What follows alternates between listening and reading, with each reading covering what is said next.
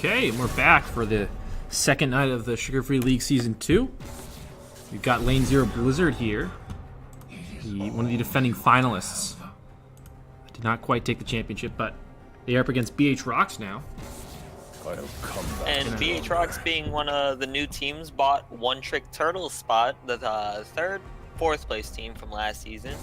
And we see already the bans coming out. We see Orn from the side of Lane Zero Blizzard, as well as that GP, really target banning that top lane. And we see Urgot Lysandra, both could go top lane. So we're really seeing a top lane focused ban as of right now. You too will be judged. Now they're going to switch things up. Put the Morgana on the ban list as well. So we'll see if they respond with support or if they continue to focus those solo laners. The GP sort of fallen out of meta recently, changed to Kleptomancy, changes to a lot of things that he used. The Time Warp Tonic even. But now we're going to get the Veigar ban here. Seeing that a couple last season, we saw a little bit of the Veigar.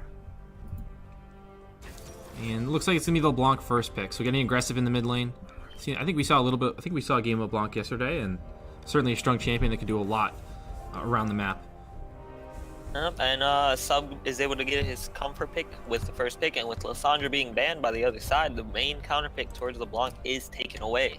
So it's a really safe pick considering most of the counters are gone with Veigar and Lysandra gone, and we will see the Irelia picked up, most likely going top lane, but can be flexed towards mid for Bezelheim.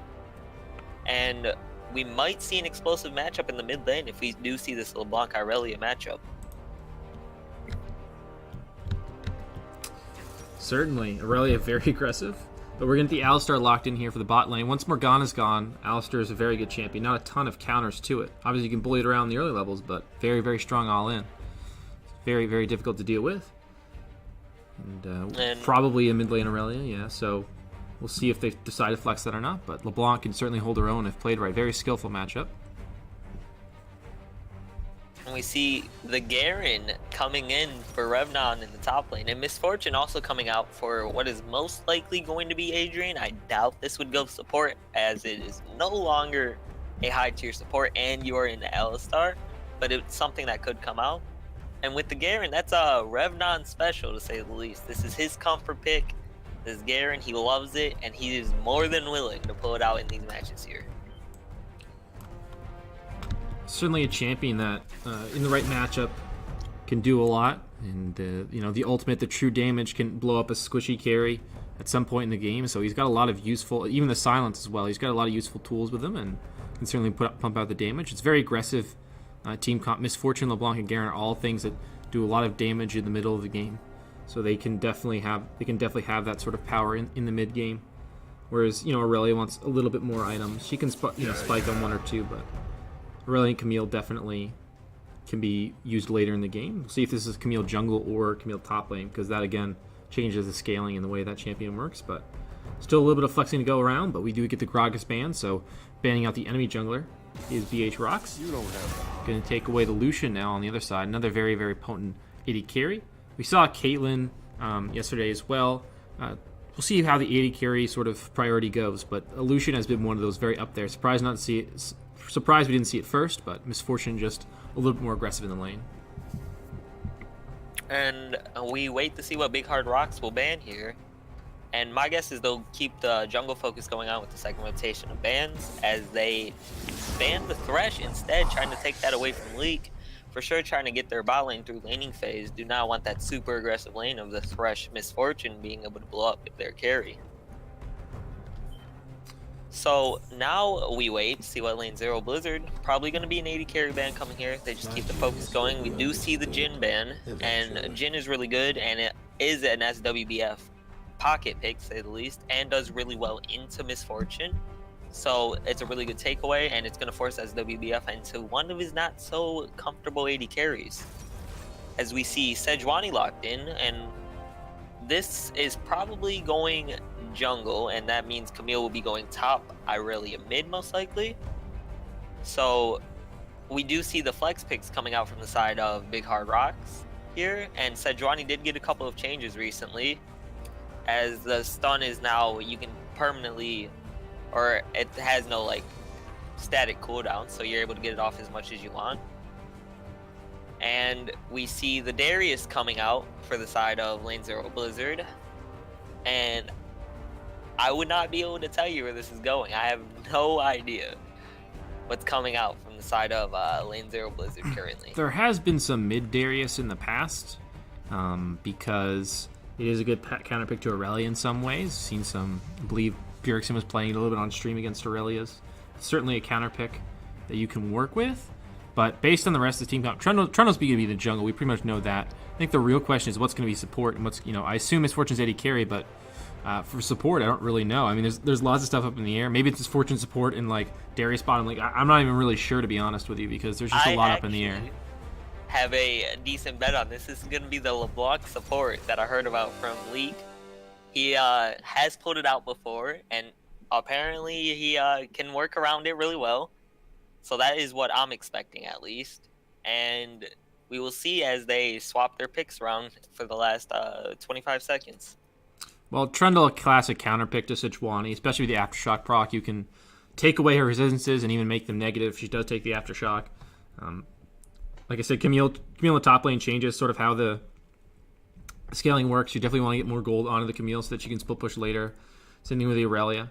The one problem is that Big Hard Rocks is a very attack damage focused team. Alistair and Sejuani do magic, but they're not the main damage dealers. So there's a potential to stack armor here, especially when you have champions like Garen, Trundle, and Darius who can stack resistances. But yet will be the LeBlanc support, as you said, and that's a very aggressive bottom lane. Ezreal, though, is an AD carry that's certainly plays safe and just farm away. It's something that a lot of classic Korean bottom lanes do. You play Ezreal and Alistair, and you just play really safe for the first couple levels and farm with Q. But it's still going to be a challenge for them, certainly, to survive that bottom lane. And this draft got changed up in a lot of ways I didn't even expect. We have only 2 really ranged threats as LeBlanc is support. We do see the Ezreal and AD carry and MF being the only real ranged threats here, unless LeBlanc does look for that full AP build, which I am expecting, to be honest. So we will see a very brawl-heavy game, in my opinion, focused mainly around this top side as they look for as many kills as they can early, trying to snowball with this Garen Darius that could, if they fall behind, will be relatively useless in the late game, honestly. Certainly champions that don't have the best scaling in the world, and we're going to see the TP from Garen and Ghost on Darius. Classic aggressive summoner spells for Darius. We'll see how that matchup in the top lane goes. It's not a tank you can easily pick on, but certainly a champion you can kill in the Camille. But yeah, very interesting team comps to go around. Big Hard Rocks, pretty simple team comp, but Lane Zero is certainly pulling out something interesting. And Fallen has certainly shown a lot of good performances on that Trundle, and we'll see if Lee can do something crazy. It's great at hitting skill shots, and if you can land the chain, maybe you can make something happen.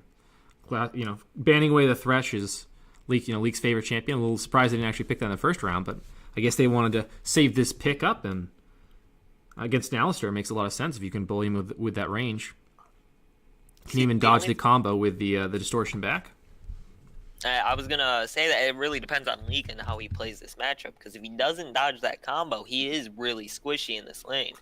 And if he gets comboed up before he's able to pop back, he will either be forced to burn his flash, or it will be a lost trade for the side of Lane Zero Blizzard. And the Trundle is a really good counter pick. It's the counter pick in the Sejuani. Because of her passive, you're able to steal so much armor and MR off of Sejuani, and Trundle himself just becomes this beef ball running around and smacking your team, your Ezreal, your Aurelia. So we'll look to see how Tokushiro and Fallen Artemis both play this matchup, because Tokushiro should be looking to stay away from Fallen, while Fallen should be looking to stay near Tokushiro and counter jungling constantly. Certainly, it'll be interesting to see that jungle matchup. It could also be Sejuani could also take that fleet footwork. A lot of champions have been taking that. Shaco's have been taking that recently. So we'll see if she decides to change her runes based on the matchup. We'll see what they do. Pathing going to certainly be a very important part of that early game. But excited to see the interesting team comps. We're loading in now, so we should be getting into game momentarily. I'm excited to see this game, and there's a lot of stuff I didn't expect. The MF I haven't really seen in Sugar Free League, at least, and the LeBlanc support, that's completely new for me. And I guess for the side of Lane Zero Blizzard, they got comfort picks on the Revenant still with Darius, even though he wanted. I imagine he was looking for the Garen matchup into Irelia, but it looks like they're willing to give that to Sub in the mid lane, as that's something he may or may not have played already. And it looks like they will try to just get their counter matchups in both lanes, with Darius being a strong pick into Camille and with Garen being a strong pick into Irelia, and look to snowball their solo lanes off of that.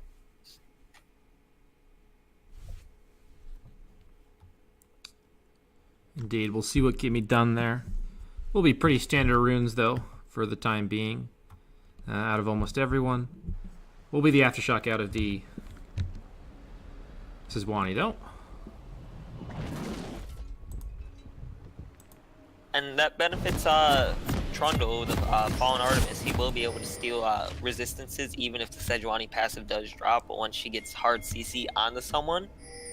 So that's something Fallen just has to key in on, see when the Aftershock is up and running, and just be able to steal those resistances in the late game team fights. And when we see a 5-stack going towards top side for the side of Lane Zero Blizzard, it looks like they will be cheesing towards that top side Tri-Brush, and Klein is really able to get out of there with just a hook shot. Camille being a safe champion, able to start that E early, just gets on out of there. And for the side of Big Hard Rocks, they'll just look to get some vision onto the bot side of Lane Zero Blizzard, be able to spot out Fallen Artemis' start. But we still do see the 5-stack coming out from the side of Lane Zero Blizzard, as Ezreal is able to get a Q and be able to pick up 5 gold. Fallen Artemis doesn't really want to start E, it does mess up his jungle clear, but he is just looking to get wards down and will back out of the jungle after dropping 1 onto the red buff. Throw a few Mystic shots thrown around, but not too much landing there, and we'll just move back and start standards. A couple wards now, but should affect the early game a little bit. We'll see if the junglers change their paths for those. Will be a bottom side start for both junglers here. Blue buff for the Sejuani, red buff for the Trundle. Possible mid lane gank level 2, as we have the Camille in the mid lane. And we got the Irelia in the top lane. So definitely a matchup they didn't like and just decided to switch because of that. Is Klein piloting the Camille and Bezelheim on the Irelia. So just doing the lane swap here right away. Yep, and because Trundle was worded out on his red buff, he will not be looking for the level 2 gank, because we see this trade going on mid, and both mid laners, or top laner and mid laner, trading out evenly, per se. And it will just be a normal jungle clear with Sejuani just farming, looking to get as much of his jungle as possible without running into his Trundle. Some aggressive trading in the mid lane to start. Both that TP there, and ironically the top laners have Ghost and Ignite. A little bit different than usual, but both sides have access to TP for later in the game. Leak, and a bit aggressive there, just zoning him off in that rush already. So that lane needs to be aggressive, and they're doing that so far. See if they continue to extend the CS lead they've gathered for themselves. And we see Klein going in on the mid lane. Sub's only down to 100 HP, but he does have TP. He probably will look to be able to pick up this wave base and drop his TP onto the mid lane, be able to just stay healthy in this lane, because he did not get the matchup he thought he was going to get, as that ended up going towards top lane versus Darius. Already some turret damage in the bottom side here, and Klein going aggressive. Gonna take some damage, but get away. Not Sub, or rather Sub. I don't know if he wants me to call him not Sub or Sub, but he's struggling in the mid lane to start for sure. And we see Sejuani walking up in the mid lane. As we see this trade top lane, Revenant is getting chunked down by the Irelia. The Irelia will pick up first blood with the Ignite, and Darius was forced to burn his flash, as they do dive mid lane, and they are able to pick up not Sub in the mid lane. Tokushiro is down to 100 HP. Fallen Artemis will flash, fight, and be able to pick up the kill on to Tokushiro. Fallen Artemis is continuing to chase as LeBlanc and MF walk up. MF walks up, double taps my guy Klein down for her free kill, and that will be all of this trade, as both teams will trade out evenly. So great rotation from the bottom lane there. Ends up netting Lane Zero Blizzard some kills. A very aggressive dive in the mid lane, but good rotations from Lane Zero Blizzard, able to get something back there. And Not sub TPing right back and getting aggressive again. As Klein did the same. Malik landing those chains. He's doing a very good job. When you're playing support, LeBlanc, you don't really have the raw damage of the mid lane LeBlanc. So if you can land those chains, becomes provide some CC as well as that damage and lane pressure, you can definitely do something with this pick. And already roaming early on, definitely showing that pick, like the mid lane LeBlanc, can do a lot around the map. I was gonna say, man, what do you really know about the support LeBlanc? You do not see it all too often, honestly. I have seen it a few times in solo queue, every now and then, and that's generally what is most successful. I've noticed in the like 3 or 4 times I've seen it, is just that they need to roam a lot, get stuff done around the map, and pressure the lane and then roam once they get an advantage. I guess you do know a lot about the support LeBlanc, huh? I mean, I wouldn't say a lot. I know something of it, and most of it's not good, but it's got like a 50% success rate, and it's either really good or really bad. There's not a lot of middle ground there. It's not a champion like Alistar that you can play like I combo 2 people in a fight. It's like LeBlanc, you either are like winning the lane and getting around the map and doing stuff, or you're not doing anything at all really. Yep, that is true. LeBlanc has been known to be the snowball champion. If she falls behind, she's not really useful in the game, and if she stays ahead, if she gets ahead, she'll stay ahead all game because she's just able to one-shot your carries.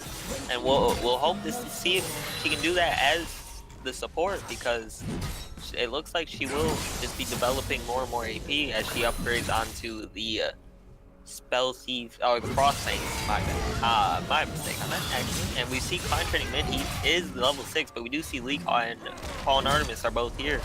Klein doesn't have flash, but the chain does miss, but they will be able to pick up the kill and be able to give it up to the sub. Klein has no TP, so that means he will miss this big wave crashing into the mid lane, but it looks like Tokushiro will be able to pick it up.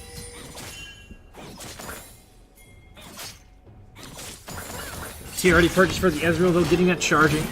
Things haven't gone really too bad either way, but certainly the Trundle being active around the map is a good sign for Lane Zero Blizzard. It's a champion that needs to be a bit more proactive than Sejuani, and he seems to be doing that right now. And speaking of being proactive, he's taking the dragon right now. And when you're a level 5 Trundle with bot lane priority and you have an Infernal Dragon, you best be taking that, and they do successfully. So looks like Fawn will just have to back in the pit. Potential for some exit kills here, but everyone's going to get okay. So lane 0, like, definitely, now that they've taken the Infernal Dragon, I'd say this early game is starting to, swing in their favor if they can keep these advantages up. Yep, I would agree with you on that. They even though they have 2 losing lanes, to say the least, they are able to pick up a lot of kills and a lot of damage on the Gobi in the bot lane, but Tokushiro is coming down for the gank. But it looks like he would not be able to pick anything up, just swings his flail and walks on out of the lane. An unsuccessful gank there, as Gobi had already taken a lot of damage, was not able to help with that one. That's one of those things, like, oh, I'm an all-in bot lane against 2 squishy, champions. I should pretty easily be able to get a gank off and engage there, but if Gobi walks up and tries to engage and he's got no health, he can't really do much, when the gank comes, so unfortunately it doesn't work out there, and that's the pressure of this bottom lane. A very interesting one, but it's certainly working out for them here. Pretty big CS lead, what, 15 CS right now-ish? Yep. We see some more trading mid lane, as to be expected. Klein wants to push the fact that he is a stronger laner than Garen at this point in the game. But the trade goes even, because Sub was already down some HP in that lane. So we want to see Klein just be able to pick up really good trades. He wants to be able to get what he can out of this game. As we see Adrian ulting the bot wave, trying to get his base off as fast as possible, potentially pick up his serrated Dirk, and look to just bully this lane out more with the extra damage that Dirk does give you in this lane.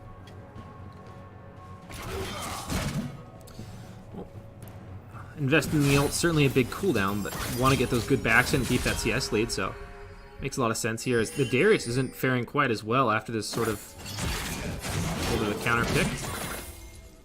I would think to be, Darius into Aurelia, but he doesn't seem to be faring super well.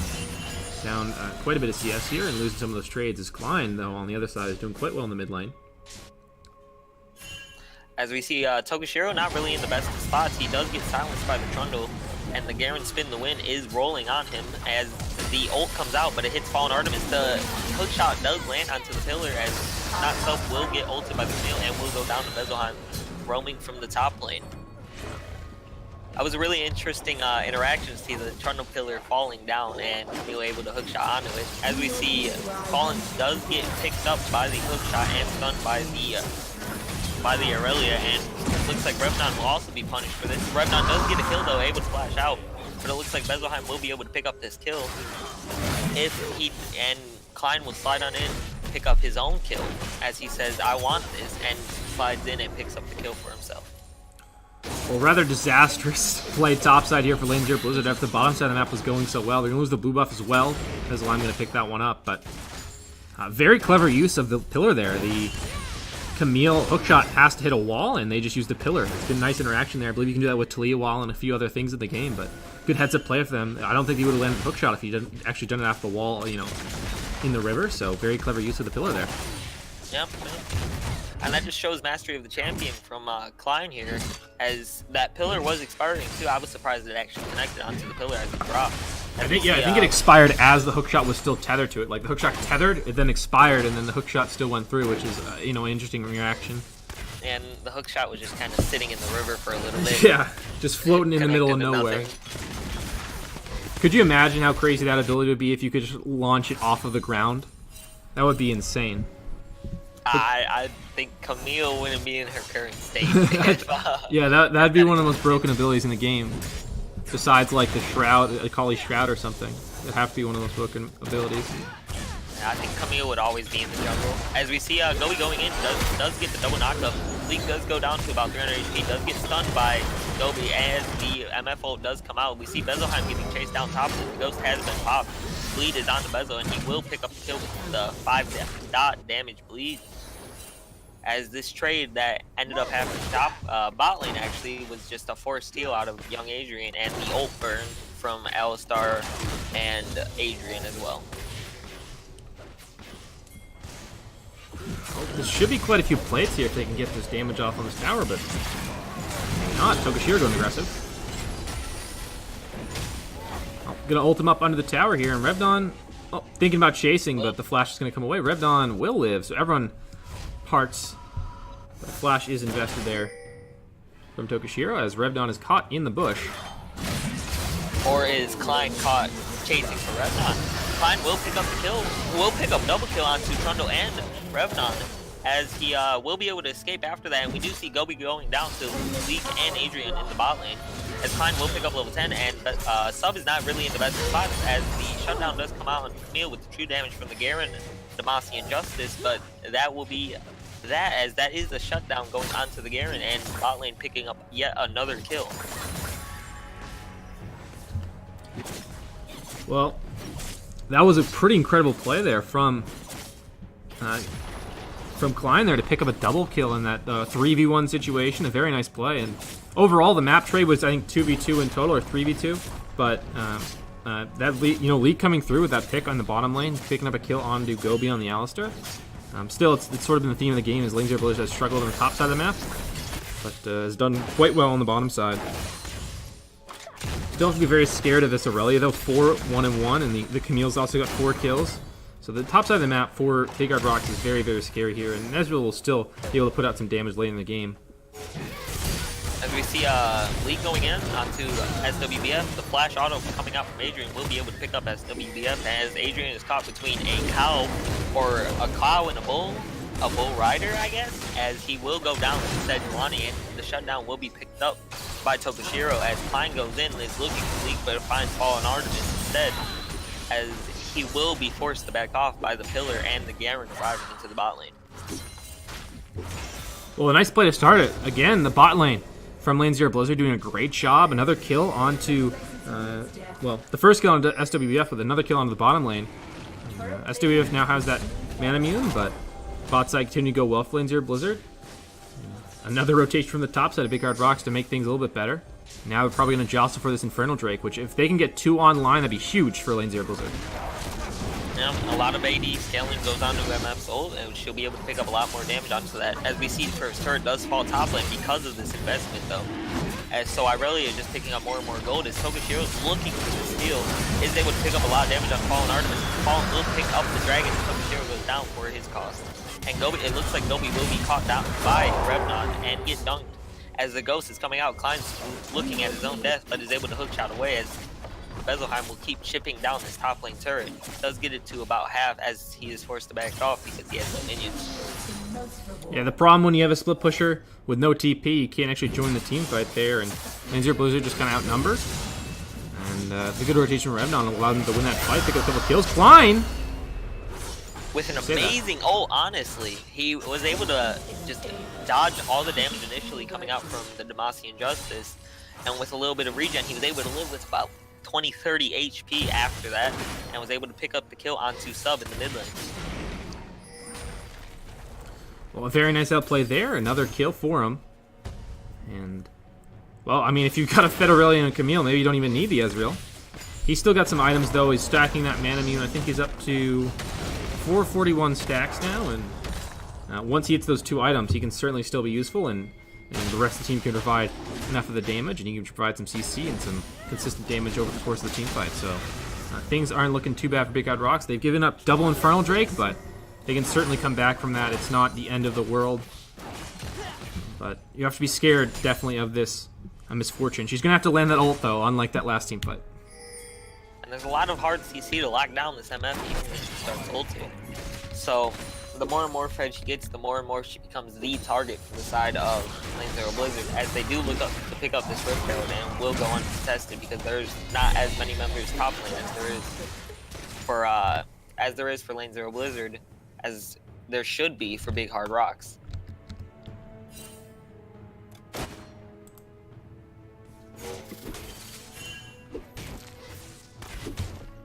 As we see a lull occurring in the game pretty much, where every team is just looking to reset, be able to spend their gold that they've occurred. And we do see the double Triforce already here for the Irelia and the Camille, so they should be looking to abuse these power spikes that they have over the team, the enemy team. Because Triforce is just a strong item nowadays, and with the Ezreal still relaxing in this bot lane, looking just to pick up some Q gold, he isn't really doing much in this game, which he needs to be more proactive, needs to be looking for some plays with his team, honestly. As we see Leak going forward, the ult coming out from Tokushiro, but it is a swing and a miss. We see X-Smithy coming out from Tokushiro, but nothing you can really do. LeBlanc distortion backwards.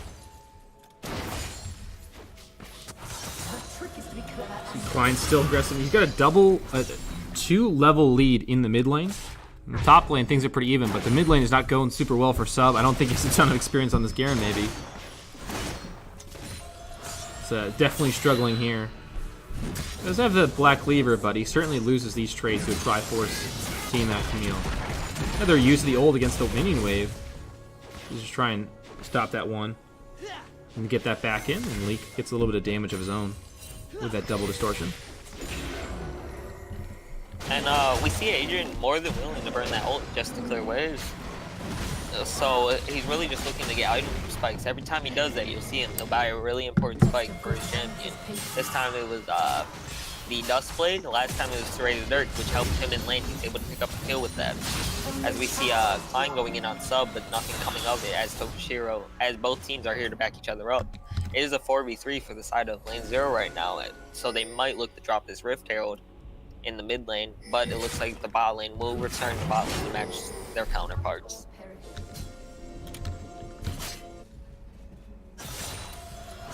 Everyone gonna make their way out from that little engagement. Everyone's okay. And now we're just posturing for this next team fight, and it might just start now. As we see a 4v3 breaking out, the flash comes forward from Revnon is able to pull in Klein, but it looks like Bethlehem will be the one left in the bush with 4 people, as he will go down to Trundle, the Trundle Chomp. As we do see, it looks like LZBLZ is going to drop this Rift Herald and look for pressure on both these turrets in the mid lane. Potentially both these turrets in the mid lane, as this charge will go down onto the first turret and pick it up. Well, the second charge here could get a lot of damage on this turret. This is a huge fight for LZBLZ. With the Rift Herald, they can get so much offense, so much gold, and take complete map control here. As we see another ult coming out from Tokushiro, but it does miss as the ult comes out from MF. It puts a lot of damage onto the Alistar, but his ult is running. It's not able to kill him. But it does chunk him really low, and the Rift Herald was able to do a lot of damage. That turret's sitting at about 20% right now. But we got a third Infernal here. If Blizzard takes that, that's a huge advantage. That's like thousands and thousands, essentially worth in gold of what you're going to get from that and dragon. We do see Klein getting caught out here by the Darius pull, and Gobi will go down as well, as LZBLZ Blizzard will pick up the Drake. It does not get stolen by the Ezreal, even though it was close, falling with the clutch smite, not giving up his third Infernal Drake. He said, "It's mine now, SWBF. Please don't try to snipe it." A very, very close one there. The Ezreal is on 2 items now with that completed Man Immune. Leak being pesky with those chains, but a very nice swing here for LZBLZ Blizzard. Triple Infernal, and they got 2 mid lane turrets now. This is a huge swing for them. They're going to have so much gold when they go back. As we can see by the gold counts, most of the members are sitting on 1k plus, with sub in the mid lane sitting on around 1.7k. So they'll look the base and get their power spikes, potentially look for this bot lane turret, as it is the lowest of the turrets here. But they probably will look for the top side play, because if they do win a hard team fight around there, they should be able to rotate onto the Baron with this triple Inferno, as they do a lot more damage onto anything in this game.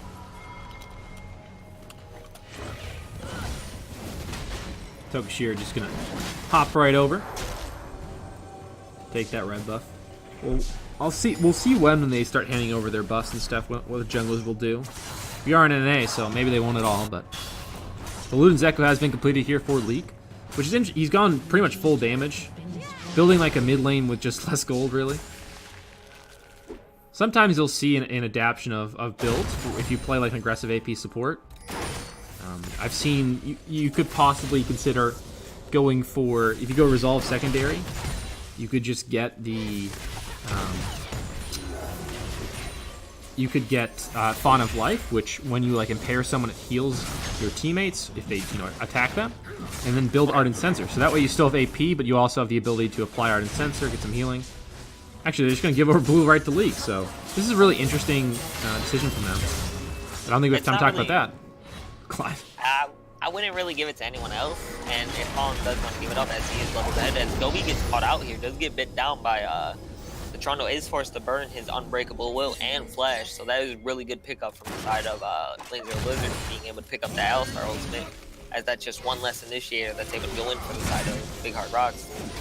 As Revnon is taking a pretty good chunk mid lane, but Leak is going in onto SWBF, who gets chunked down himself, as Revnon is looking to pick up this 5-stack onto Tokashiro, but Revnon is getting chunked out pretty hard. Does get dunked as Tokashiro does pick up Leak, but SWBF will be able to pick up the kill onto Revnon before he is able to execute him with that last auto attack, and lives with just about 30 HP.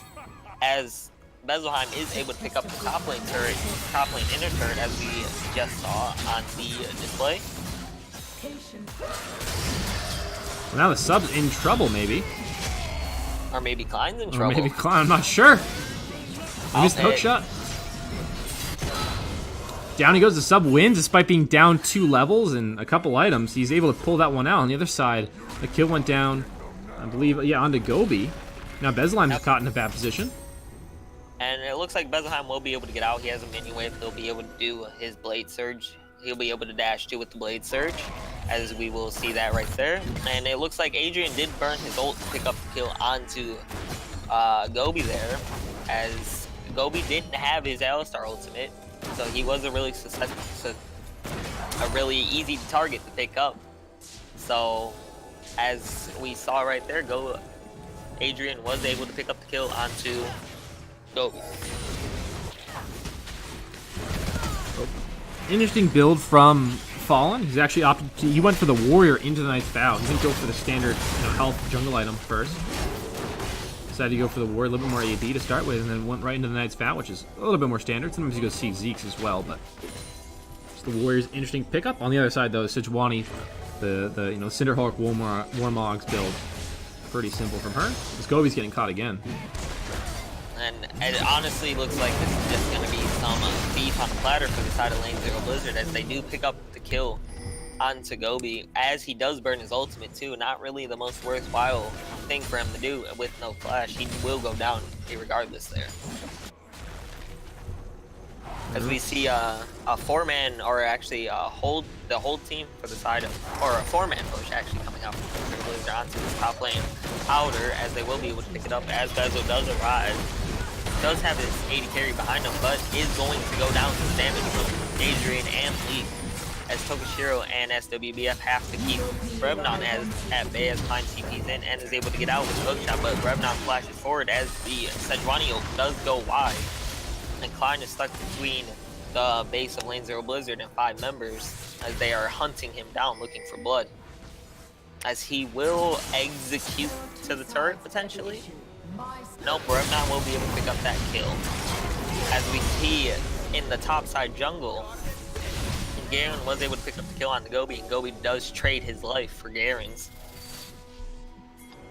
So in all, I think that's for sure more worthwhile for the side of Lane Zero Blizzard, as they do keep their jungle up and they have more members out on the map. If they wanted to look for this Baron, they could go for it, but it looks like they will just reset and head towards this Cloud Drake. Have pretty much a monopoly on the Drakes this game. I assume that'll continue here. Yeah, the triple Inferno was very fortunate for that to spawn for them. Because we'll pick up another one here. As I said, gotta go fast, gotta hit hard to win a game of League of Legends. Lane Zero certainly has done that. Adrian will be going nice and fast with those 50 boots and the Cloud Drake on his heels. So the Yomus as well.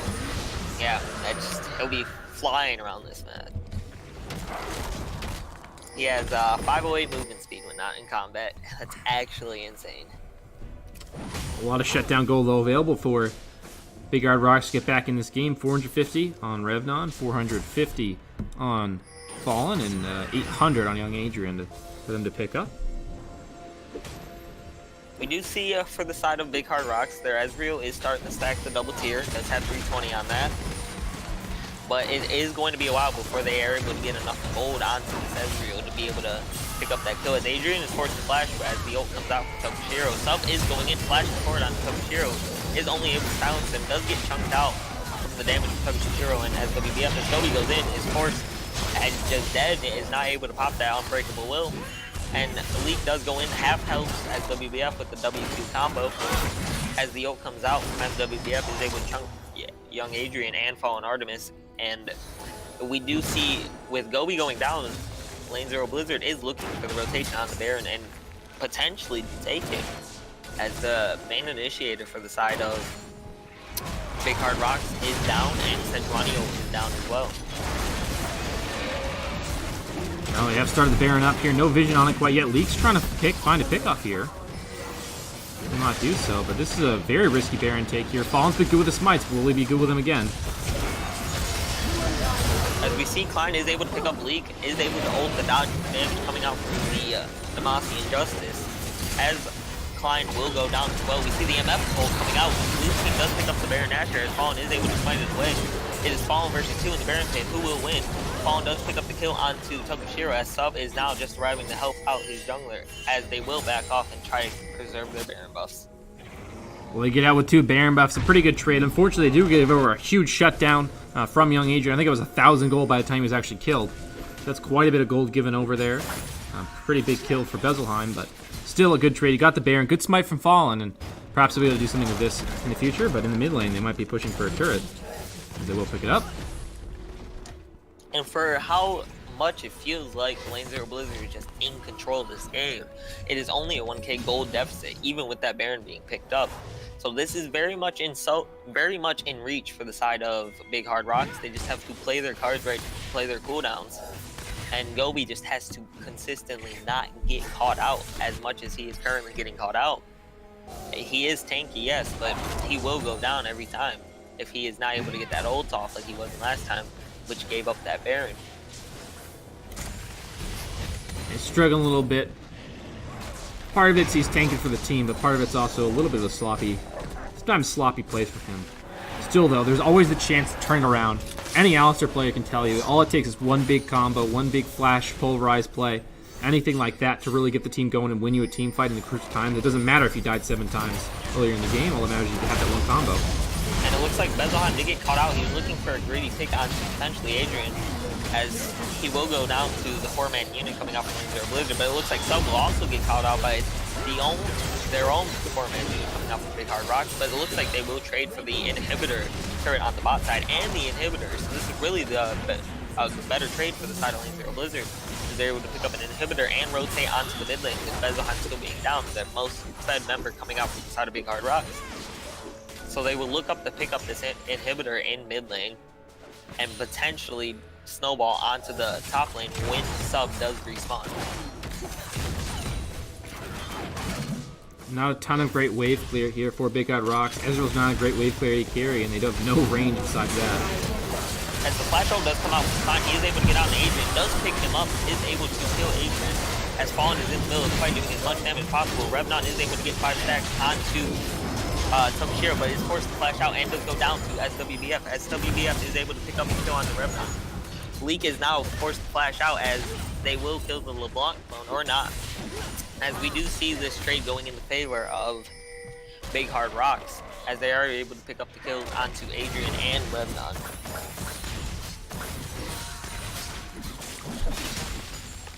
Well, still a good trade, though, for Lane Zero Blizzard. They got the inhibitor. They're actually getting some super minions to go ahead and knock at that inhibitor tower, or Nexus tower. So it's a pretty good trade for them overall, despite losing a couple of members. It's overall a good map trade, even if they lose this inner tower. Which they will, but yeah, a lot of damage on their side. Plus the top lane's pushing as well. Like, things are pretty good. And the dragon spawning again, so... you know, Elder Drake becomes really, really potent in these next couple of minutes if they're able to pick up this one, too.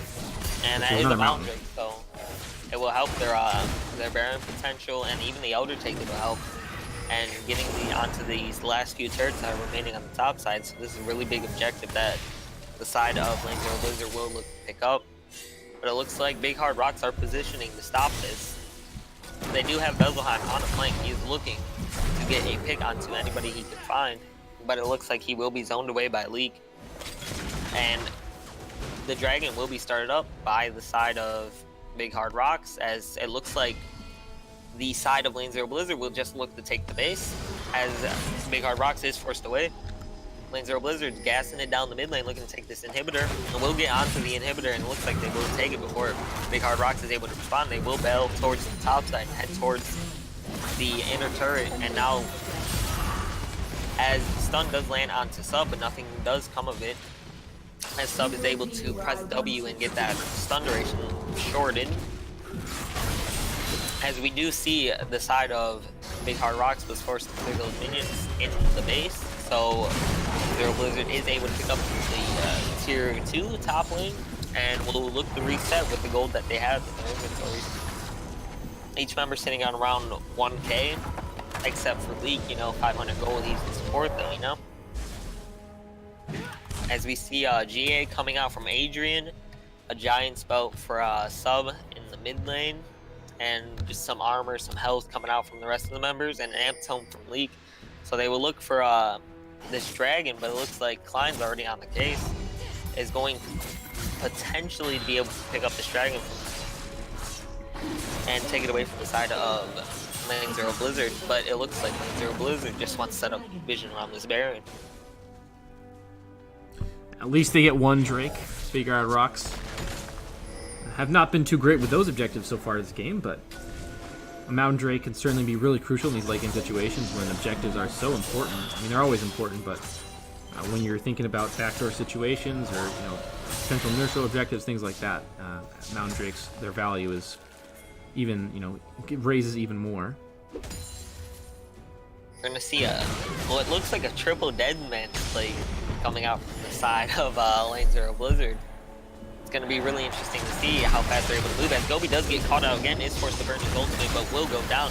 Just more beef for the side of Lane Zero Blizzard, as they are able to pick up that kill. And with Baron spawning, this is a really good objective for the side of Lane Zero Blizzard to pick up, as they only have one inhibitor turret to push down. So the side of Big Hard Rocks is forced to fight for this. This is a big problem, a really bad time to get your support picked off, and I think Lane Zero should be able to pick up this Baron. They're zoning pretty well. They forced Ricochet out of the pit as well. Looks like the Klein is going to win the fight on the other side, but nope, Lane Zero is going to pull off the Baron, so a little bit of an overextension there. Should have been a free Baron pretty much, but the sub went a little bit too far in, and everyone's going to be forced back. It was really more or less the sub just wanting to keep Klein away from the Baron pit, but little did you know, Klein is just stronger than he is right now. Klein does have 3 items, the Steric, the Triforce, really good together, is able to soak up a lot of that damage that Garen put out. And with him going down, and Klein being able, and Klein still being healthy, he is able to go back on the map and force the side of LZBLZ off of Baron.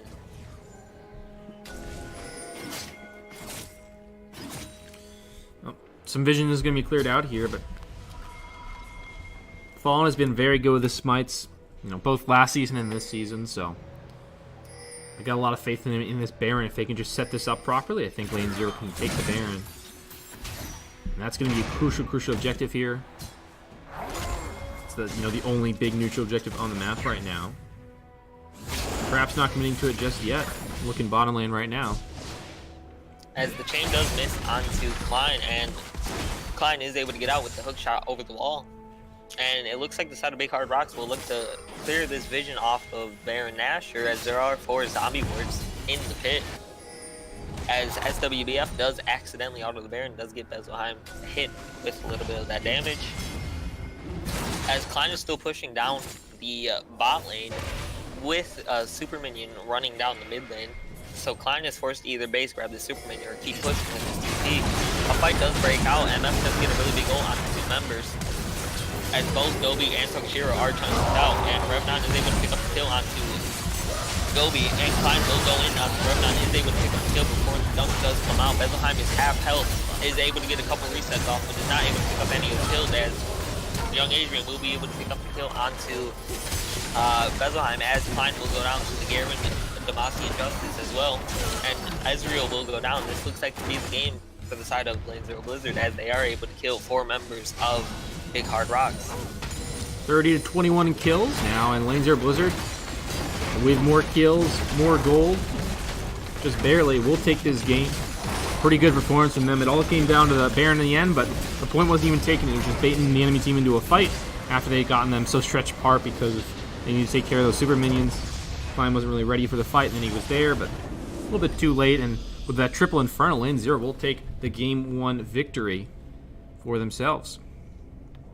There's really good macro play coming out from the side of LZBLZ. It looks like Big Hard Rocks just didn't know what to do in these situations. So they were able to punish them and be able to pick up that victory.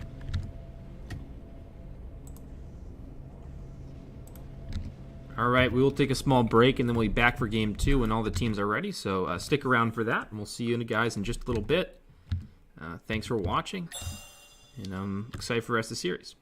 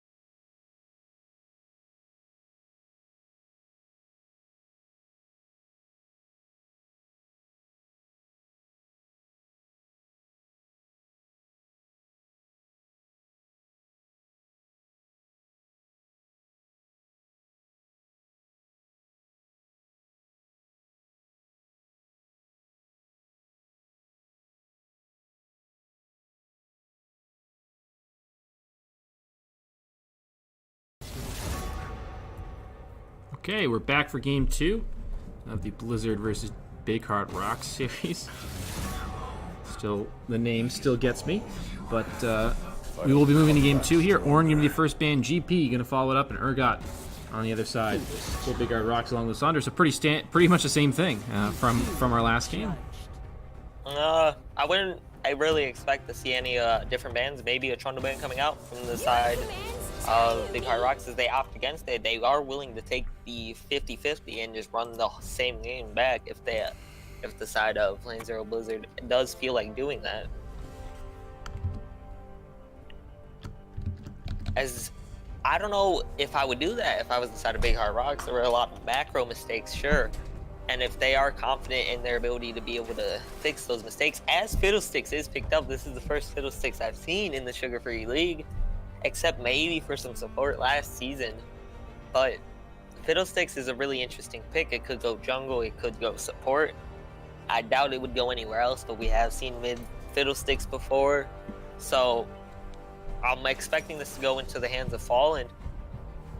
Or maybe League. He does play some interesting picks down there.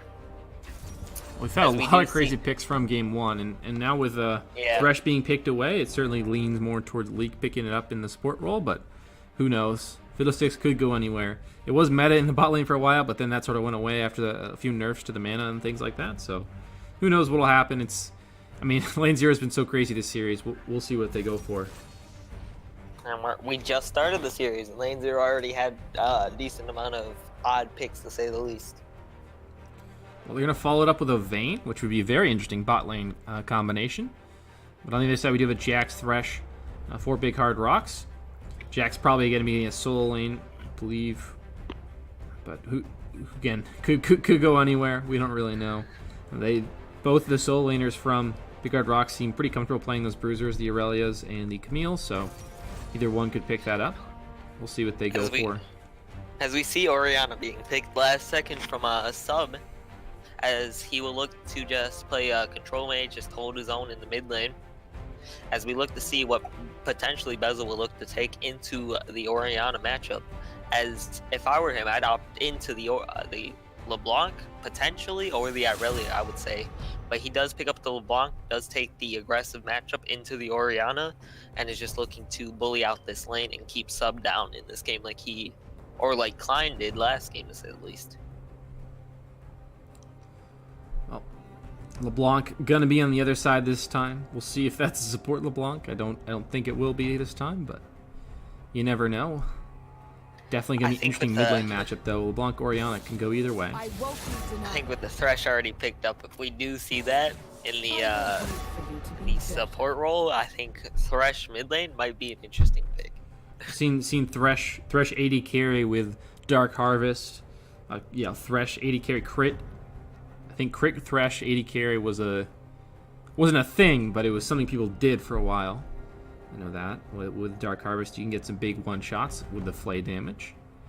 But yeah, I don't expect that for sure. As we see, the Dairy is being banned away from Revnon. They don't want him to get that decent matchup into Jack's top lane potentially, as Sejuani was also banned, with the Camille being banned away from potentially Klein or Tokashiro. And we do see Lucian being taken away from SWBF in the bot lane.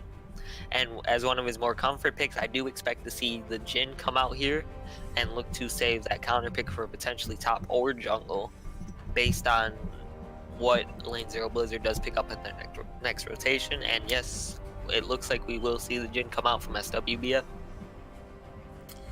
Good combo, Thresh, Jhin, very good combo together. Saw Leek and Zyza play that last season. Fortunately not together anymore, but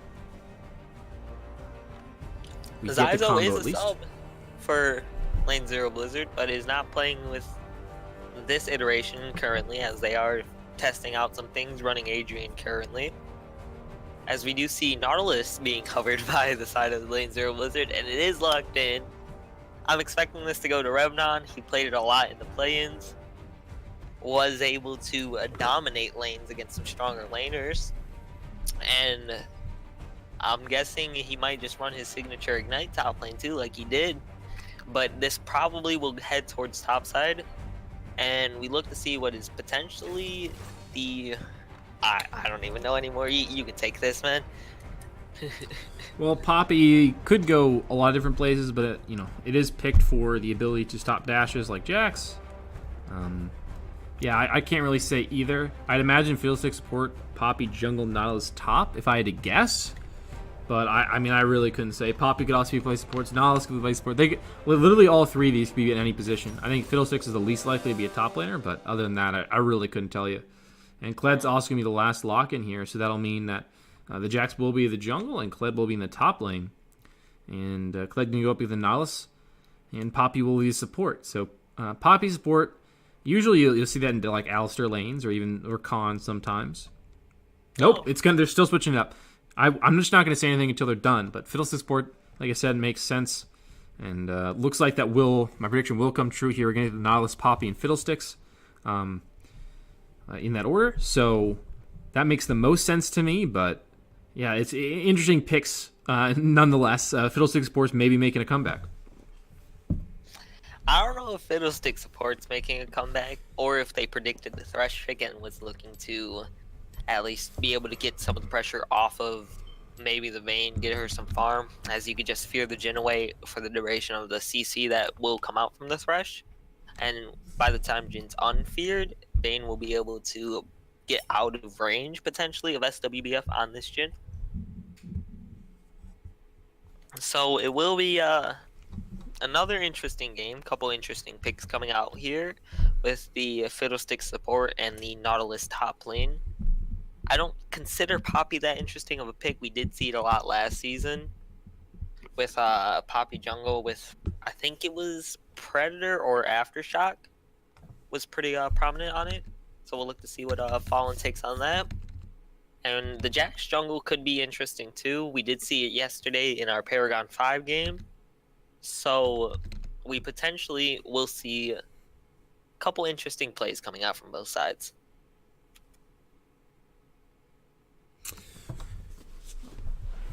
Got a couple more minutes on the spectator delay, but then we should be in game. But yeah, teleport to the top laners, Ignite and Barrier for the mid laners, Orianna with the Barrier, of course, and Ignite for the supports. Other than that, pretty standard stuff. Nothing crazy for the summoner spells like last game. At least they weren't too crazy last game, but still bringing out the aggressive, the Ghost on the Darius and things like that. But not anything like that this game. And of course, everyone's got Flash. Everyone knows that.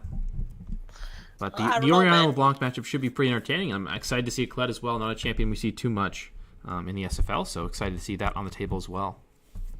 I think we saw some Kled in play-ins. Yeah, it was a little bit, but it's just not super common as opposed to... Yeah. Like, we see a lot of Orianna. We see a lot of Orianna. At least when Solarion's playing, we get a lot of Orianna. I don't. But, hey, it's a classic matchup. Like Solarion says, it's a classic matchup. I'm fine seeing it again.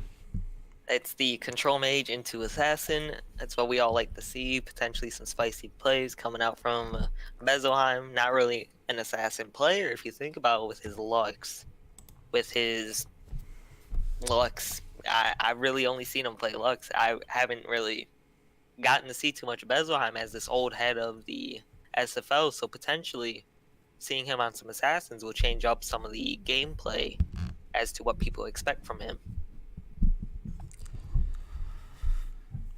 Yeah, LeBlanc is definitely a very big shift from a Lux. It's a very, very different champion in the way it plays, but still in his wheelhouse. I'm sure he'll impress. Gobi, I think getting him on the Thresh may be a game to get him back some confidence, some more playmaking ability. Thresh is an even hard, I'd say, arguably even harder than Alistar to play, but sometimes getting right back up on the horse and trying to make big plays again on another champion can get you back in that, the right mindset and play a little bit better. I know he's got to be hurting after that last game. Had around 10 deaths on a champion that has the ability to live if you know how to initiate. Like, I want to see what he's able to do this game. He is the dark horse coming out from the side of Big Hard Rocks. He's going to be looking to just get a lot of picks out, be able to stop the initiations coming from Fiddlesticks or Nautilus potentially, and look to keep this Vayne down in lane. As we do see domination secondary for Vayne, which means she'll be playing more aggressively in this lane. The aftershock coming out from Fiddlesticks means he'll be a lot more tanky when he goes for those fears. Press the attack from Jax, we'll see a lot of ganks coming out from him early. And as to be expected, the aftershock and the predator from Poppy and Nautilus, or Nautilus and Poppy, respectively.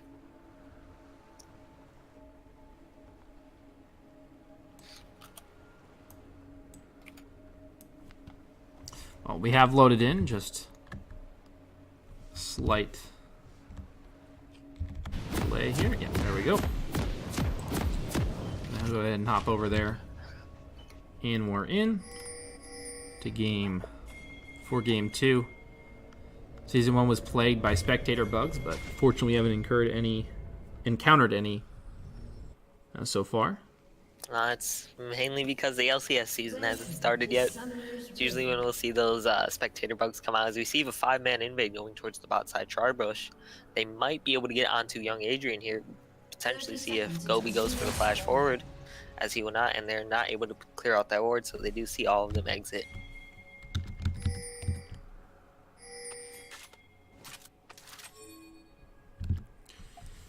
Now, they're still looking for it, but I don't know if it's going to happen. Gobi with the flash.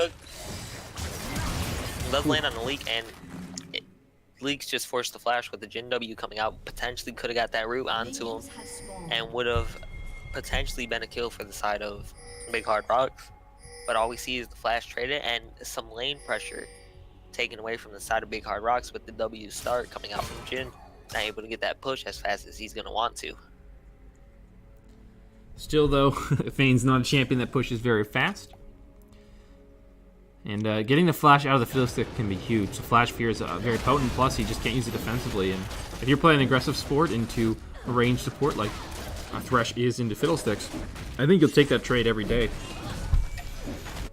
I would agree with that. As we see top lane, there was a potential cheese going on from Revnon, decides against it and backs out of that Charbush. As the lanes will begin to play out, as Klein does land the Q, Bear Trap on the rope, onto Revnon, but Revnon takes the better of that trade with the Aftershock proc.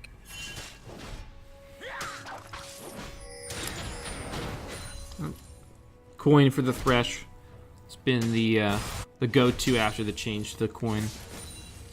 Thresh is always someone who's had struggled with items, especially support items, picking the right one.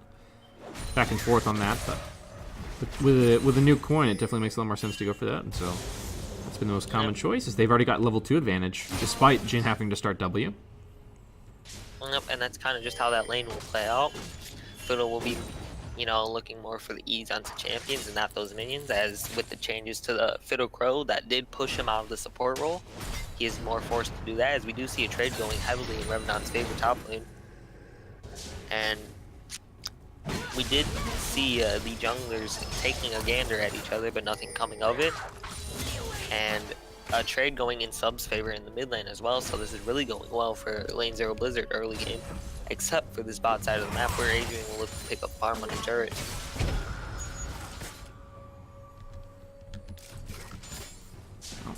Two LeBlancs. It's harder to deal with than one. It looks like the subs figured it out. As Klein take an aggressive trade top lane. Does get dropped, as Revnon does have Fallen in his back pocket. It looks like Fallen will be going for this gank, as Kled is about to remount. But it looks like Kled will be forced to flash. Not really the most necessary thing, but was too afraid of getting pinned up against that wall and perma CC down to his death. As Bezel is chunked to about 150 HP, as Sub is really looking to punish him in this matchup, even though this is more of a LeBlanc favored matchup, does have more CS, but is just not able to pick up the damage that she needs to pressure Sub out of this lane. This is quite a zoning effort here from Gobi, going from a rather rough game 1 to a pretty good game 2 here. So far, at least. Putting a lot of pressure on this lane. A CS lead 26-14 now. Oh, a little bit more now, but quite an effort. Looking to do something down here. As SWBF does get pinned up against the wall twice, but 2 wards dropped on the Lantern. He will not be able to pick it up as first blood does go to Leak, which is quite unfortunate for Side of Lane Zero Blizzard. Was looking to give Adrian that kill, but the Drain was able to pick it up for Leak. As that is really good for the Side of Lane Zero Blizzard, able to get their Vayne some CS, some gold, get her at least kind of even in this matchup now.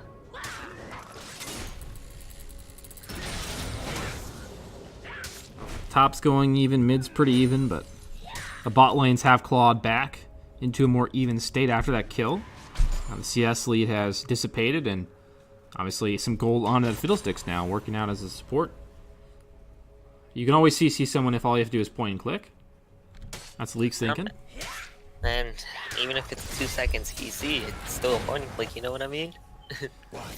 As we do see that fear coming out onto the Jhin. Jhin does have flash though, so he'll be able to get out of this. As Leak does get rooted up, takes a chunk in exchange. As Klein is trading with top lane, as Bezel is forced to flash because of the Fallen Artemis pin against the wall. And Revnon was forced to base by the Klein trade top lane.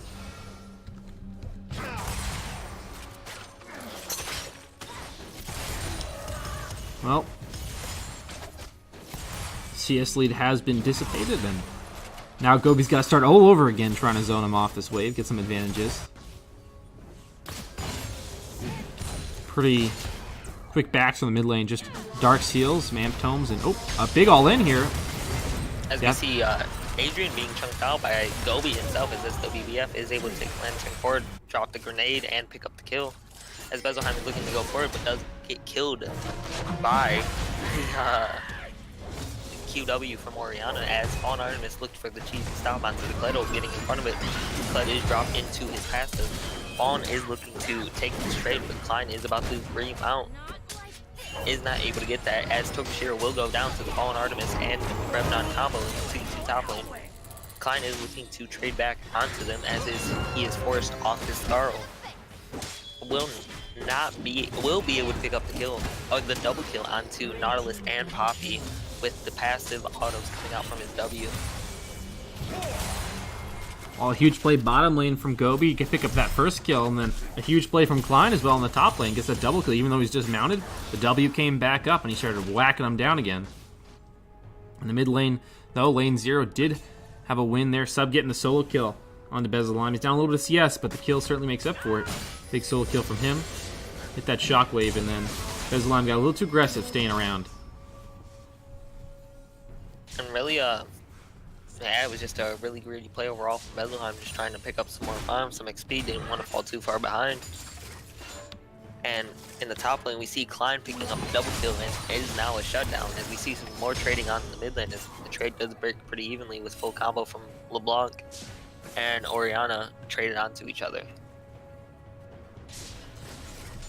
Now the 450 gold shutdown on the Kled is pretty meaningful, but this Kled is certainly a champion that can, get out of control, carry games, and there was a smart use of that ult as well to get away. Initially, uses the the unstoppableness of the ultimate to dodge the shove there from the Poppy. Fawn was not quite able to get there fast enough. Gank mid lane here.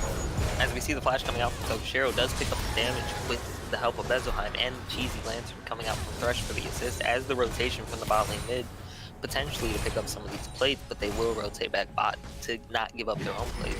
Looks like they want the Dragon, though. It's an Infernal, and if you have a Jhin, an Infernal is always good. Best users of Infernal in the game, and well, if they can pick this one up, that'd be huge. And Jhin with his 4th shot could look for that Jhin smite, as I would like to call it, and that's a shout out from my boy Lifeless. He knows what I'm talking about. As we do see the side of the Big Hard Rocks will be able to pick up the Dragon with no contest coming out from lane 0 Blizzard. Well, Kled charging forward again, never fearful when you got Skarl by your side. Kled charging forward, but now Revnon is the one who back off. And with the Infernal picked up, everyone on their team uses it, but the Thresh. And, well, that's really good for Big Hard Rocks after, a rough ending to game 1. They're certainly clawing their way back here. Gobi playing much better, and great play from Klein. Everyone's doing very well at the start of this game. That's really what you want to see coming out from at least Gobi. Able to just bring himself back into the series, not too tilted from the first game, and is just able to be more of a threat, more of a presence for the side of Big Hard Rocks. Revnon going to catch a minion there. Pretty big miss onto the Clev. That means that gank from the sub is not going to work out. We do see a CS lead developing in the jungle. We see a 30 CS lead coming out from Tokushiro, which means only about a level going his way, and we see about a 10 CS lead coming from the Jhin onto the Vayne. Been able to re-extend that one after they got the initial death. It was sort of closed, but then they got that 2v2 kill again, and they were able to extend that CS lead again. Gonna be the Storm Razor first from the Jhin, which Jhin did receive a few nerfs via, well, bug fixes really, because of that, you know, the first shot multiplier sort of wasn't even applied now. You actually do have to proc the abilities, the Hail of Blades and things like that, have to actually be proc before they add up to his AD and movement speed and things like that, so not as great as he once was, but I was wondering with the recent changes if SWBF would run Hail of Blades. It is a consistent 110 attack speed, percent attack speed from level 1, so it'd be really good in the early trades, but fall off the later the game would go. But he opts instead for the fleet footwork, just trying to get some healing in lane, trying to stay quick, stay healthy, and stay alive. Jhin always scary with those 4 shots. Still a huge threat late game no matter what you build. As long as you got a bunch of AD and you know, a few Infernal Drakes, you'll kill something. With no true, you know, you've only got one true tank, and Poppy in the jungle is pretty tanky, but not overly so. You know, if he gets onto that Vayne, the Fiddlesticks. We do see the Kled coming down bot lane with the hook landing onto Adrian. The Kled will pick up onto Fallen Artemis, as it looks like League will go down, but instead it looks like Klein will let that stuck on the third without being able to take the lantern because of the silence. Gobi will go down to the last third shot as the BBF will get feared. Kled will get gunned down by the Q from Kled, and it looks like Bezelheim will pick up the solo kill in mid lane against the sub, as this is a 3-for-1 trade coming out entirely for the side of LZBLZ, unless Tokushiro does lose this fight top lane against the Nautilus. But it looks like Kled will TP to save his jungler. Well, a pretty chaotic start there, but another good fight for Klein. Picks up a couple more kills. Just another 700 gold shutdown on him, as SWF got to watch out for that turret. But another good fight there for Big Hard Rocks. Continuing to stretch this advantage. And, well, good roam. LeBlanc's picking up some kills as well. Everything's going pretty well for Big Hard Rocks here, as Klein continues to bully Revnon off the top lane. And that's kind of just what happens when a Kled gets ahead in lane. He's able to bully out his matchup pretty easily. As we do see the experience coming out from the jungler, it's starting to get worse and worse, as Fallen did just pick up his level 8, and Tokushiro is a level and probably about a half ahead. As we do see Gobi looking forward onto Revnon, as Revnon will be able to dodge the hook, but they will go for some plates on this top turret. But Sub is here, going to get the big ulti, or his ulti is down, is not able to get anything, just some damage onto Gobi and Tokushiro. Key cooldown there. Fortunately, just coming up in a few more seconds. Sub still charging forward, maybe looking for another shockwave if he can get it off cooldown. As Fallen is able to pick up the kill with the heroic charge forward, as Bezo is able to trade onto Sub, and Kled will be able to pick up the kill onto Fallen Artemis. In the meantime, though, they've gotten a bunch of damage on this turret in the bottom lane, having Adrian in a leak.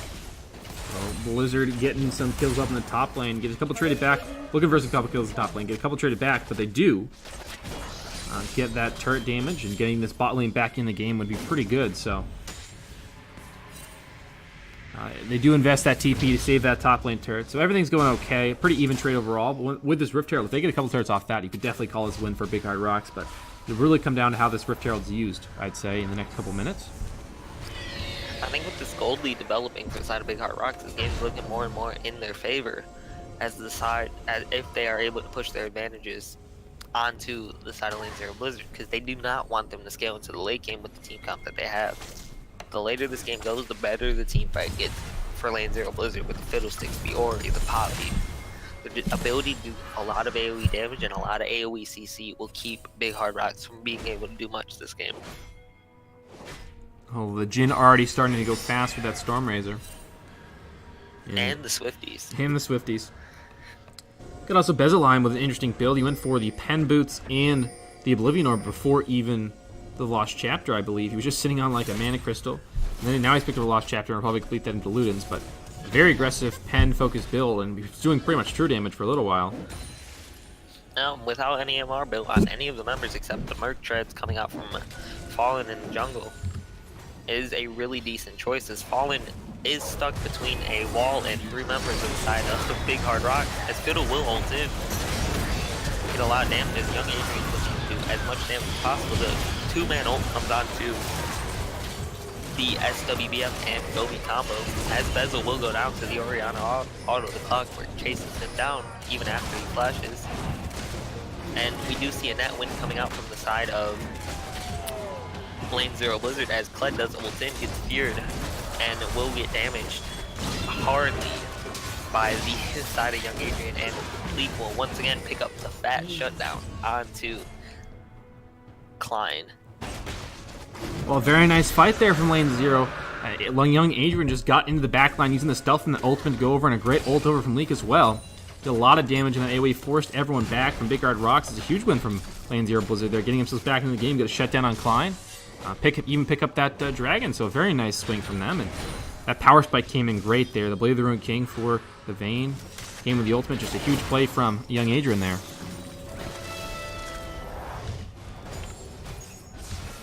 And now, Bezeline does have a few stacks on that Darkseal, but not exactly where he wanted to be after that fight. We do see that gold lead that was once 3k before that fight, now is simmered down to about 400. So we look to see if Lane Zero Blizzard is able to keep pushing the fact that they are able to win team fights but not able to win the split push against the side of Big Hard Rocks, or if they are able to, or if Big Hard Rocks is able to push the split push against the side of Lane Zero Blizzard.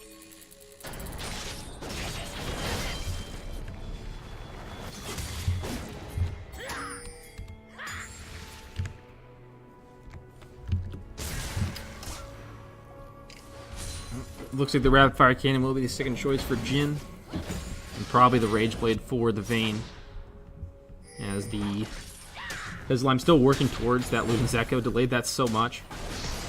Also interesting to note that Jax went for the Blood Razor early, so much more damage focused build. As we see Fallen getting pulled in on her turret, does get rooted up, but only takes about 500 damage. Is pretty tanky for this early in the game. And I think the Blood Razor, as you stated, was a pretty interesting choice, considering he did go Press the Attack, as Press the Attack offers that more burst-oriented build, as Blood Razor wouldn't really give that to you as something like, you know, maybe, as we do see a team fight breaking out, and the ult from Orianna is not able to go off, as Jhin opens up looking for the snipes on the Fallen 1, 2, as he does flash out of the way. The ult coming out from Leak and Adrian in mid lane, looking to pick up as many cleanup kills as they can, as Adrian will chase down Bezelheim. Bezel is forced the W over the wall, and Rift was spawned by Tokushiro, but will be picked up before it's able to get the charge off onto that mid lane turret, as Klein is able to pick up the tier 1 top side. Well, still another good fight for Blizzard, I think. They get this turret at the end, yeah. So a good positive fight for them again. And do give some gold over to the AD carry again. 600 gold shut down on her, and they're going to give over that red buff. And once she hits that 2-item spike, it's going to be really huge for the Vayne. And like I was saying about the Press the Attack and the Blood Razor, I think Warrior would have been the better choice, as it gives you more burst, as Press the Attack would allow that. But it looks like he's going more for this late game scaling build with the Blood Razor, being able to do a lot of percent health damage alongside building this Triforce, but it really does set him behind until this late game, into a late game team, which is not really what you want to look for if you're the Jax in this game.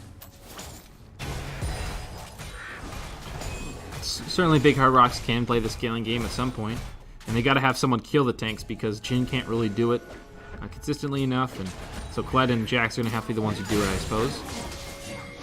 just trying to play that role. Gonna be the Triforce next for him as well. So he's gonna be very, very squishy as well. Kled, he isn't even really a tank either there, and Thresh certainly isn't. So all a bunch of off tanks, and the Jax building almost exclusively damage. And I think what Lane Zero Blizzard is really looking for this game is to get Vayne onto her 2 item spikes and then look to potentially push around this Baron, be able to pick that up really quickly. And we do see Klein getting caught out by Revnon in the bot lane with the members of Lane Zero Blizzard looking to collapse his. The ult does come out, but he is able to charge away as Leak does get one shot by Bezelheim and the root from SWBF as the Predator is popped by Poppy, but nothing is going to come of it. Another great use of the ultimate there from Klein. Uses the unstoppable part of the ultimate there to get away. Dodges 2 important abilities, and Klein is out of there.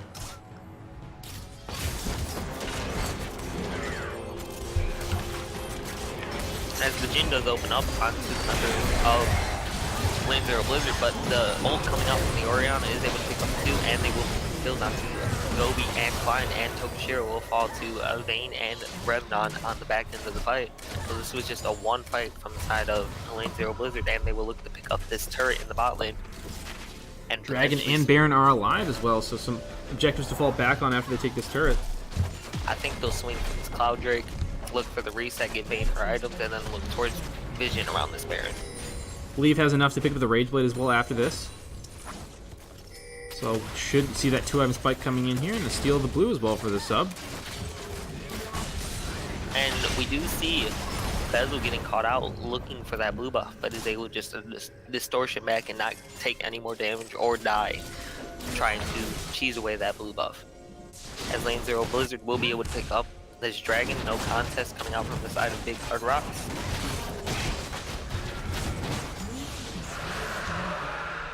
And now Blizzard has swung this game back into their favor again after, you know, not too bad of an early game, but certainly not a good, positive one. They're able to hang in there and get back into it. Klein was once, 4-0 or 4-1? Now 5-2. Not a big swing, but certainly not exactly what he wanted to do with that lead. Has really not been able to extend that, and Revnon's gotten back into the game here. He's got 5 assists, like any good tank top laner. Now they've set the Vayne up. They got the Rage Blade, got the Blade of the Ruin King to really take over this game with her. Just a lot of true damage going to be coming out from this Vayne. As I am to believe she is the W max first. Oh, no, she is the Q max first, as a matter of fact. Just going to tumble around a lot with the recent changes to the R.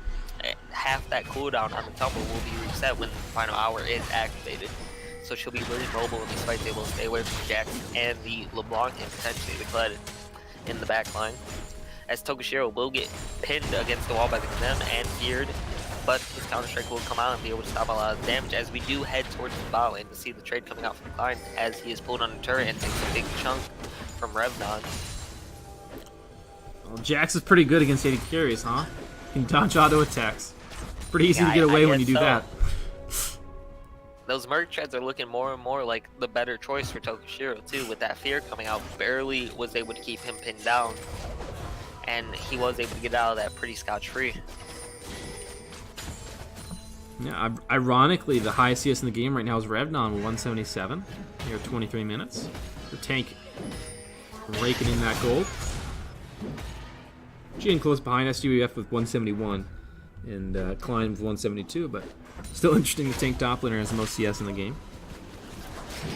This is generally a pretty low farm game from everybody. A lot of solo kills happening in this game. As we do see 2 items coming out from the rest of the game now, as Jhin was able to pick up his rapid fire, Jax gets his Triforce, and LeBlanc is forced to go and amp some, really stopping her Morel and Namakan's power spike. And if Orianna wanted to base, look for that. She could get that herself, but it looks like Gobi will be caught out here. Does get to the blast gun, is able to take it away. As now Sub is the one that's caught out, is forced to burn barrier, but is not able to flash out in time. As Adrian and Fallen are able to pick up the third top lane as they continue to chase on Revnon, but Revnon is able to flash away, but the root still connects onto Revnon, and he does get hit by Gobi, and they do get the kill with Jax and the leap strike and the empowered auto. And Klein pushing on the bottom side too, so a win on the top side of the map and a win on the bottom side of the map here for Big Hard Rock, striking back. If you can open up that turret and maybe get some pressure on that inhibitor in the bottom lane, that can really help you in the Baron play as well. And in fact, they're going to get vision on that right now as Gobi heads over to clear some wards and mid turret as well. So Big Hard Rock is really taking back map control with that little scuffle there in their jungle. Another use of the ult from Klein to try and get away, and a turn on Baron here. Klein might just charge right over to it. We do see the pings coming out from Lane Zero Blizzard. They do know they're on. They don't know they're on this, but do have a feeling they are on this. As Fallen does blaze through with the Dead Man's Play and Predator, as he is fast going in, trying to find whoever he does get onto Rev. Jack with Revnon in the backline, Adrian is able to take down Klein. And on the front end of the fight, we do see Bezel trunking down Leak, but is not able to pick up the kill. Fallen will look to pick this up. Does not get the pin, but does get the ranged auto, as Gobi will go down to Adrian at the end of this fight. And it is just SWBF left to potentially curtain call, make it rain on this Baron. Does have the ult available here. 1,000 gold shutdown now on the young Adrian after that fight. Picked a bunch of kills. Fallen has been very good with those smites, so we'll see if it can happen. He's going to just go ahead and block those. Charges up the ultimate, but doesn't matter. Gets a smite in the end, and wasn't even in range to actually knock away the Jhin. So either way, Fallen secures it. Good smart move to block those shots and get that smite down. And looks like the sub might even get a mid lane turret, but Big Hard Rock just bit off more than they can chew. And now, Lane Zero Blizzard right back in the game. These games are so swingy. We just saw a 2k gold lead, now it's 2k going in the favor of Lane Zero Blizzard. So really anything can happen. As we saw last game, the same thing was occurring where Big Hard Rocks was just picking up an early game lead, and then all of a sudden Lane Zero Blizzard with good team fighting, good macro, was able to pick up a couple kills. Well, it's that new shutdown gold system, along with a few other things, really makes the game, the gold values just swing way more than they used to in each game. So it changes up. You can go from way behind to basically even in the snap of a, in the blink of an eye or the snap of a finger. It's very, very quick. We do see the cheesy auto onto the glass cone as Kled is looking to go in with the team. Blue team does pick up the Dragon. Adrian is looking to take this fight in the backline, but is getting chunked down by it. Kled is able to tumble away, does flash out, is able to pick up the kill on the Bezelheim as Revnon and Leak are winning the rest of the fight. Klein is the only one left of Big Hard Rock, as Adrian is looking for the kill on Klein, is going to be able to pick it up after a couple more autos and the Silver Bolts proc.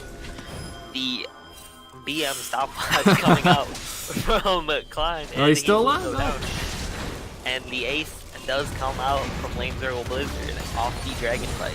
Well, this should be, with Baron, this should be an inhibitor. I don't think they'll get much more than that, but the inhibitor will almost surely fall, especially if, well, nope, they're going to send young Adrian to the bottom lane to get that wave pushing. But the inhibitor will go down, and they'll be able to back with quite a bit of gold here. A clean ace and a big fight from them, picking up another objective and turn that into even more. Yeah, most of these members of Lane Zero Blizzard do have around 2k gold. Fallen has about 2.7. Sub in the mid lane does have about 2 grand, and the rest of the members have about 1,000. So after this turret, they could look for a potential base, not really looking for this fight, because they don't want to just have the gold values in their inventories be so outswung that they do lose this fight. And we do see the reset coming out, and we do see double large rod coming out from Sub. We do see Adrian able to pick up the Phantom Dancer, a Knight's Vow coming out from Poppy, along with the Giant Spell. And Zanya's coming out for the Fiddlesticks. So this next team fight's looking really good for the side of Lane Zero Blizzard. Sub getting that blue buff as they move out here. Baron buff is still active for a little bit longer, so could get even more off this. Potentially. And will be that pretty much full damage build. Probably Sterix next for the Jax, but again, full damage, very squishy, and the Kled doesn't really have a ton of instances either, and it's all armor as well. And max health true damage isn't affected by armor, so even the AD sources can bypass that. Oh, nope. And yeah, he's pretty squishy. We do see the Sphere just blocking down Tokishiro for as long as it was going to take for him to die without getting his counter-strike up against the main. And we do see Lane Zero Blizzard with that Baron buff getting ready to expire, I believe. They will to be able to push down this wave, and then the Baron buff will expire, as Klein is still pushing the bot lane. But it looks like the side of Lane Zero Blizzard is just looking for the end, but Klein is going to be able to pick up the inhibitor turret. And they will pick up the inhib. It looks like they will be going for the fight, as Bezelheim does go for the one-shot onto young Adrian, but Adrian is able to stopwatch, does not go down.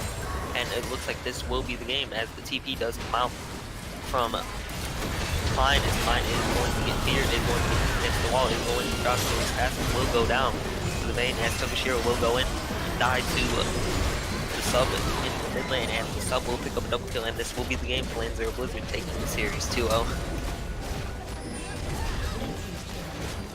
That will be the game and the series here for Lane Zero Blizzard. Going to take this one 2-0, as you said. Clean victory for them. Looked a little shaky in the beginning, but ultimately come back and take the game.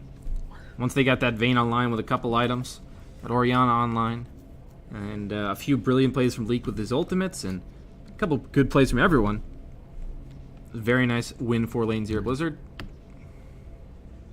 I think that was really well played, just able to get their items onto the AD carry, and that's all that really needed to happen for them to win that game, as the damage was not going to be that much coming out from the side of Big Hard Rocks. If the LeBlanc was not able, or the first wave of initiation wasn't able to kill Vayne, then they just win these team fights, as we did see in the late game.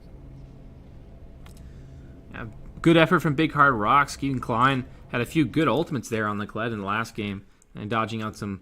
Good to see he was even had 4 kills in the early game, was doing pretty well. Everyone from Big Hard Rocks did a pretty good game. And Gobi kind of redeemed himself in that early game of the second game. For sure, came back and played very well. Just ended up not being enough in the end. Bezelheim had a good game as well. Now, even with that, interesting build, I think, going for that pen early was cool too. But yeah, just couldn't take the series in the end. A very close game, but it doesn't really look at with the 8,000 gold lead at the end. But it was certainly close until those last couple minutes, and then the last team fight was pretty much all them. Klein just continuing to split push in the bottom. They were pretty much out of that one, but still good effort, and I believe that's the only series of the night. So I think we'll send you guys off if you got anything else to say. No, just really good games from both teams, and I'm looking forward to see the rest of the SFL season, honestly. Okay, so we do have another match tomorrow. Actually, 2 matches tomorrow. We have one on the main stream with me and Nate. I'm not Kios and Nate. We'll be casting that one Friday tomorrow. Rogue Game Warriors versus BB Clocks at 9. And then we have one on the second stream, Lane Zero Blizzard, who we saw today, versus the Akuma Blades at 9 p.m. again. But that's on the second stream. Looks like just Wolfie's casting that for now. We'll see if anyone's added. But tune in for that. Having both streams on at the same time. Be a little crazy with it. But yeah, thanks for watching, guys. GG to both teams. And we'll see you guys tomorrow, 9 p.m. Both streams will be on at 9. Adios.